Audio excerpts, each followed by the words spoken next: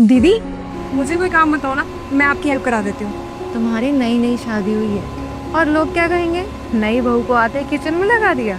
तो क्या हुआ दीदी, हर माना कि आप इस घर की बड़ी बहू हैं, तो इसका मतलब ये तो नहीं कि सारा काम आप ही करेंगी। बताइए, मैं कुछ काम कराती हूँ।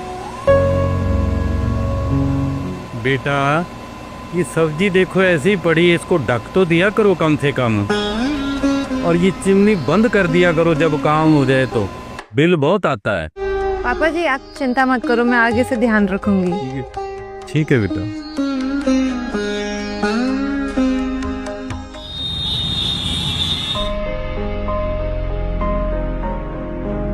बेटा जब वहाँ बाहर बैठे हो तो इस कमरे का लाइट और एसी बंद कर दिया करो।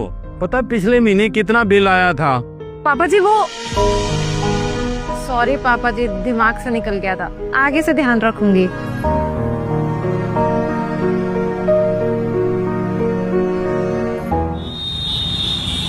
दीदी ये रात की बची हुई रोटियां फेंक दो। हाँ वो पर बेटे रोटियां बढ़ाया ही उतनी करो ना जितनी खाई जा सके, इतनी फालतू क्यों बढ़ाते हो कि फेंकनी पड़ती हैं? लेकिन पापा वो सॉरी पापा जी, वो गुरप्रीत की रोटी बच गई थी तो उसने नहीं खाई थी, आगे से ध्यान रखेंगे। ठीक है, आगे से ध्यान रखना।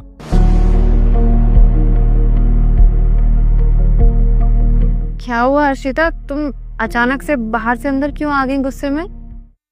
दीदी आपको नहीं लगता कि पापा जी कुछ ज्यादा ही टोकते हैं? हाँ मैंने सुना था कि घरों में सास बहुओं को टोकती है, लेकिन यहाँ तो सब कुछ उल्टा ही हो रहा है। मम्मी जी तो कुछ कहते ही नहीं है, लेकिन पापा जी एक मौका नहीं छोड़ते टोकने का। और एक आप है जो उनकी बातों में जी जी जी जी करती रहती हैं, उनको तो कुछ कहती ही नहीं है आप। मैं उनसे इसलिए कुछ नहीं कहती क्योंकि मैं उनको समझती हूँ। मुझे पता है कि तुम्हें पापा जी की बात का बुरा लगता है, लेकिन पापा जी दिल के बुरे नहीं है। तुम्हें पता है, खास तुम्हारी जगह ना मैं खुद को देख रही। जब मेरी नई नई शादी हुई थी और मैं शादी करके घर पर आई थी तो पापा जी मुझे भी ऐसे टोका करते थे, और मुझे भी बहुत बुरा लगता था कि जब देखो पापा जी हर चीज के लिए टोकते रहते। तब मुझे मम्मी ने बताया कि जब वो शादी करके घर में आई थी ना, तब उनके पास ना सिर्फ एक कमरे का घर था, और आज जो हम इतनी आसानी से एसी में बैठे हैं, सारी फैसिलिटीज है हमारे पास, वो सिर्फ पापा जी की कड़ी मेहनत का नतीजा है। तपती धूप में उन्होंने ना जाने कैसे कैसे काम किया होगा, तब जाके हमें सारे ऐशो आराम मिले। हाँ पापा जी हमें इसलिए टोकते हैं कि हम चीजों की कदर करें, क्योंकि हमें सारी चीजें आसानी से मिल गई है ना। और कहते हैं ना